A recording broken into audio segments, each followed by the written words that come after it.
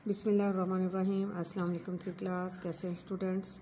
मैं उम्मीद करती हूँ सब ठीक होंगे और अपना काम पाबंदी के साथ कर रहे होंगे और इसको साथ साथ आप याद करें। और जिन बच्चों के कॉपीज़ पे बेटे मार्जिन लाइन नहीं लगी होती वो मार्जिन लाइन लगा के और अपना काम अच्छे से लिख के भेजा करेंगे, ठीक है।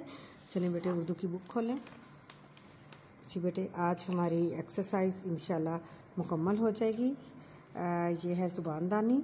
सवाल नंबर 5, दिए गए अल्फाज के हरूफ को अलग अलग करके लिखें। जैसे ये अच्छा, पैगाम, मखलूक, यतीमों, मदीने। अच्छा में है अलीफ, छ, छे और अलीफ। पैगाम पे, छोटिया, गैन और अलीफ मीम। मखलूक मीम, खे, लाम, वाव, काफ। मदीने मीम, दाल, छोटी ये, नून और बड़ी ये। यतीमों छोटी ये, ते और ये, फिर मीम, वाव और नून गुन्ना, ठीक है। ये बन गया है यतीमों। चलें ठीक है बेटे, और इंशाल्लाह बस 2 क्वेश्चन रह गए। इस तरह हमारी ये एक्सरसाइज मुकम्मल हो जाएगी। आपने इसको याद करना है। ओके, अल्लाह हाफिज़।